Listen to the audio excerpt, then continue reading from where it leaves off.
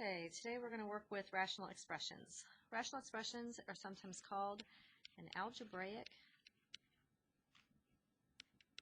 fraction. An expression written as the quotient of two polynomials. Basically, it's a fraction with polynomials in it.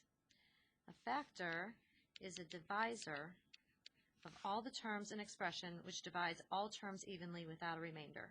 Basically, a number that goes in evenly. A term is a single number or variable, or the product of several numbers and or variables separated by either another term with a plus or a minus sign in an overall expression. So we're going to go through my examples. When simplifying rational expressions, you need to find the common factors in the numerator and denominator. The factors must be factors of the entire numerator and denominator to cancel, not just a factor to terms in the numerator or denominator. It has to go for the entire numerator and denominator.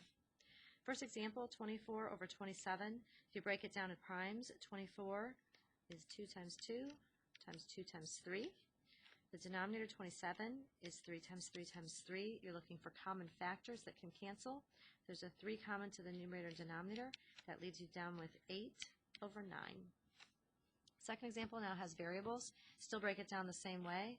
The denominator can be broken down to primes of 2 times 2 times 3 times x times x times x.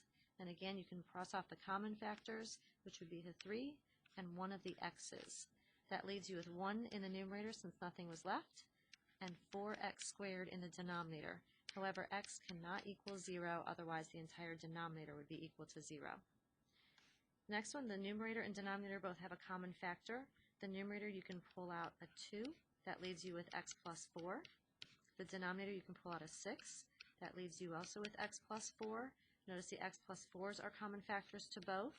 However, the 2 and the 6 can also go further. 6 is 2 times 3. There's a common 2 to the numerator and denominator. That leaves the final answer as 1/3. However, again, x cannot equal negative 4, otherwise the denominator is equal to 0. And the last one, we're going to, again, factor out common factors. The numerator has a 2 and an x common to both terms. That leaves you x squared minus 1. In the denominator, that factors down to x plus 2 times x plus 1. Going further with the numerator, x squared minus 1 is a difference of 2 squares. That's x minus 1 times x plus 1. And the denominator then still is x plus 2 over x plus 1. Notice the common factors. X plus 1 is common to the numerator and denominator. It cancels. That leaves you with 2x times x minus 1 in the numerator and x plus 2 in the denominator. However, again, you cannot have x equal to anything that makes the original problem a 0 in the denominator. That means x cannot equal negative 1 or negative 2.